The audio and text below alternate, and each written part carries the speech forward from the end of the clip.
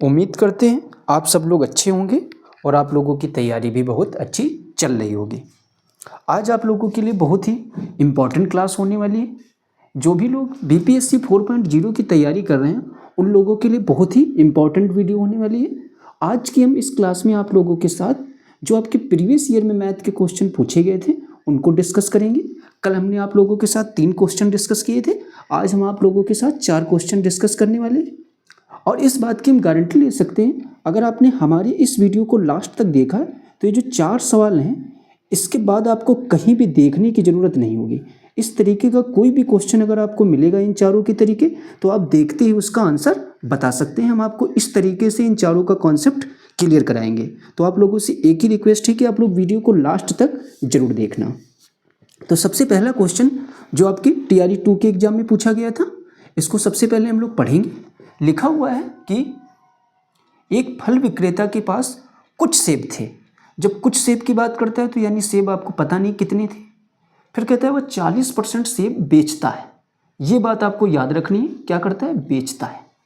और उसके पास अभी भी कितने सेब बचे हुए हैं, 420 सेब बचे हैं।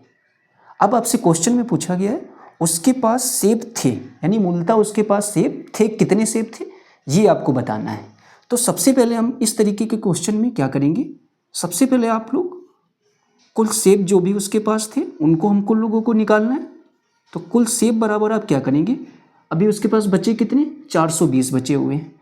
तो सबसे पहले जो भी चीज़ बची हुई है उसको हम लोग ऊपर लिख लेंगे। ध्यान से समझना हमारी बात। अब ध्यान से सुनना, 40% सेब तो उसने बेच दिए थे। अब देखा जाए बचे कितने, तो 40% बेचे, तो 100 में से जब आप 40 घटाएंगे तो आपके कितने परसेंट सेब बचे हुए, 60%। ठीक है, तो यानी 60 और गुणे में हमेशा क्या लिखते हैं, 100। जब कभी भी आप परसेंटेज के सवाल हल करेंगे तो इसी तरीके से आप लोगों को हल करना है। जो भी चीज़ बची है हमने उसको ऊपर लिखा है और उसने बेचे कितने थे, 40% से बेच दिए थे, तो उसको हमने 100 में से घटा दिया और 60 को नीचे लिख लिया है। ठीक है, अब इसको हम लोग सॉल्व करेंगे।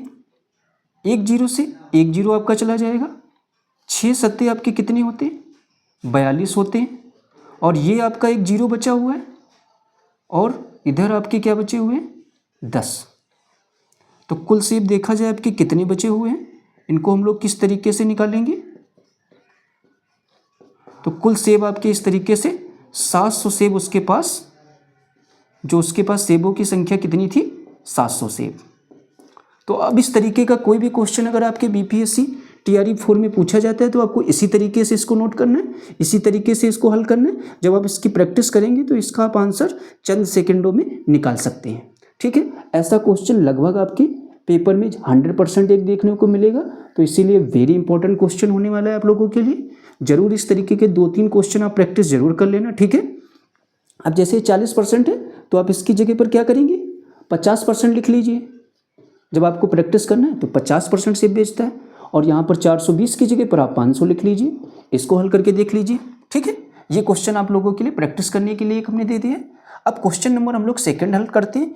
किस तरीके से हल करेंगे, एक ऐसा क्वेश्चन 100% ये भी आएगा, क्योंकि जो हम आपको क्वेश्चन कराने वाले हैं ये मोस्ट एक्सपेक्टेड क्वेश्चन है जो आपके पेपर टीआरई 4 में 100% देखने को मिलेंगे। तो इसको भी हम लोग कॉन्सेप्ट के जरिए समझते हैं, क्योंकि जब आप कॉन्सेप्ट चीज़ों का समझ जाएंगे क्वेश्चनों का, तो उसके जैसे कोई भी क्वेश्चन दिखता है तो आप बहुत ही उसको जल्दी सॉल्व कर सकते हैं। तो इसमें क्या लिखा हुआ है, एक घन का आयतन कितना होगा जिसका विकर्ण आपका कितना है, 4√3 सेंटीमीटर। ठीक है, ये आपका क्या दे रखा है, विकर्ण दे रखा है, और हमको निकालना क्या है, आयतन। ये क्वेश्चन इसलिए महत्वपूर्ण है क्योंकि इसमें जिस भी छात्रों को इसका अगर फार्मूला यानी सूत्र नहीं याद होगा तो वो लोग इस सवाल को कभी भी नहीं कर सकते हैं। तो हम लोग आंसर नंबर 2 यानी क्वेश्चन नंबर 2 को हम लोग सॉल्व करेंगे। तो किस तरीके से सॉल्व करना है, सबसे पहले आपका जो घन का विकर्ण बराबर एक आपका सूत्र होता है, घन का विकर्ण बराबर आपका सूत्र क्या होता है, √3L। सबसे पहले आपको ये बात पता होनी चाहिए कि घन का विकर्ण बराबर √3L। अब आप देखेंगे घन का विकर्ण दे कितना दे रखा है, 4√3 दे रखा है, यही तो दे रखा है। बराबर में आपका क्या है, √3l। ठीक है, अब अंडर से अंडर हम लोग काट देंगे, देखा जाए l का मान आपका क्या आ जाएगा 4। ये बात आपको इतनी क्लियर हो गई, समझ गए होंगे। अब जब आपको घन का आयतन निकालना है तो आयतन का सूत्र होता है, घन का आयतन बराबर होता है L3। तो L3 का मान आपका कितना, L का हम लोगों ने मान निकाला था 4, तो L की पावर 4 की पावर कितनी हो जाएगी 3। जब आप 4 की पावर 3 को सॉल्व करेंगे, 4 को जब आप 3 बार कुछ इस तरीके से लिखेंगे तो आपको कितना मिलेगा 64। और जब कभी भी आयतन निकालते तो आंसर उसका सेंटीमीटर क्यूब में आएगा। ये बात आपको जरूर 100 याद रखना है, क्योंकि एक ऐसा क्वेश्चन भी आपके पेपर में जरूर देखने को मिलेगा इस बार। तो ठीक है, उम्मीद करते हैं आप क्वेश्चन नंबर हमारा सेकंड भी समझ गए होंगे। अब क्वेश्चन नंबर हम लोग थर्ड और फोर्थ को समझने की कोशिश करेंगे। आप लोग जरूर इनका स्क्रीनशॉट जरूर ले लेना, ताकि आपको इस तरीके भी क्वेश्चन आप क्या करेंगे, इसमें 5√3 लिखकर इस क्वेश्चन की भी आप लोग प्रैक्टिस जरूर कर लेना।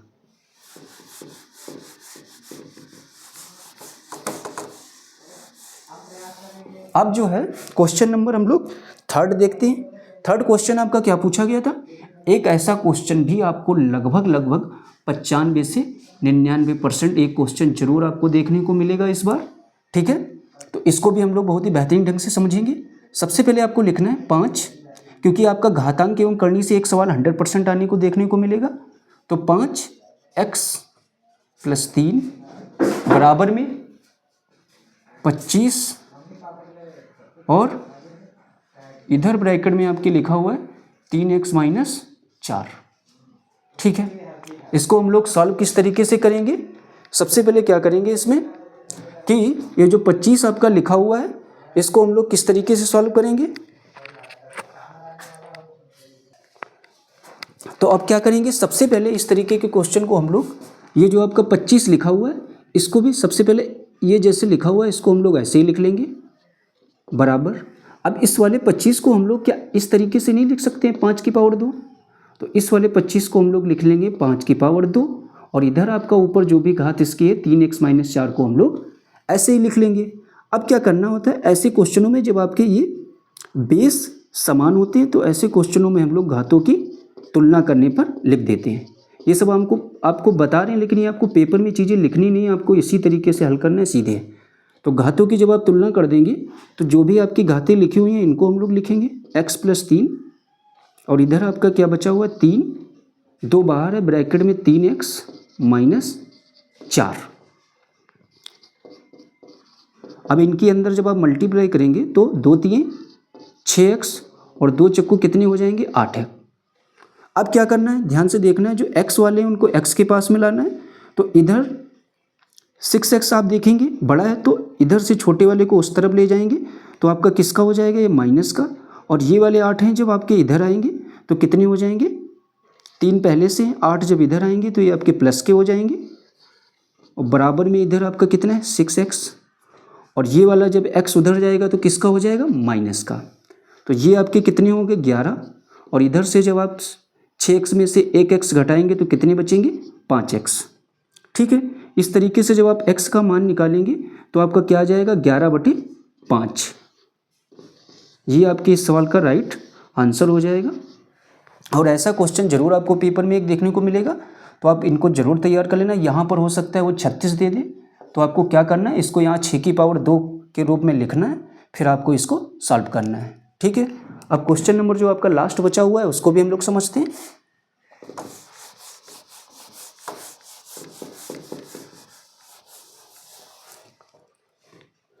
ये कहता है क्वेश्चन नंबर 4 आपसे कहता है कि प्रथम 5 अभाज्य संख्याओं का योग है। तो प्रथम 5 अभाज्य संख्याएं आपकी कौन कौन सी होंगी, तो सबसे पहले प्रथम से पूछा गया है तो आपका 2 ही सबसे पहले अभाज्य संख्या होगी। अभाज्य संख्या का मतलब ये होता है जो सिर्फ स्वयं से कटे, किसी अन्य संख्या से ना कटे। तो 2 के बाद आपका 3 एक ऐसी संख्या होती है, क्योंकि 3 सिर्फ 3 के ही पहाड़े में आता है और किसी के भी नहीं आता है। अब 4 की बात करते हैं तो 4 आपका 2 के भी पहाड़े में आता है और 4 के भी पहाड़े में, तो ये आपकी नहीं होगी। तो 5 देखते हैं, 5 भी आपकी हो जाएगी अभाज्य संख्या। इसके बाद 6 भी नहीं होगी, 7 हो जाएगी, और 7 के बाद आपकी कौन सी होगी 9 नहीं होगी, क्योंकि 9 3 के भी पहाड़े में आता है और 9 के भी पहाड़े में। इसके बाद आपका क्या हो जाएगा 11। अब आपसे पूछी गई थी 5 संख्या, तो देखेंगे आप कितनी हो गई है, 1 2 3 4 5। ठीक है, इनका योग पूछा गया था। अब आप जब इनको जोड़ेंगे तो 5 3 8, 8 2 10, 10 और 7 17, और 17 में जब आप 11 जोड़ेंगे तो आपको कितने मिलेंगे, 28। ठीक है, तो इसका भी आंसर आपका क्या हो जाएगा, 28। अब इसमें आप क्या करेंगे, प्रथम 7 अभाज्य संख्याओं का योग करके इसकी प्रैक्टिस कर लीजिए, ताकि आपको ये कॉन्सेप्ट और भी अच्छे से क्लियर हो जाएगा।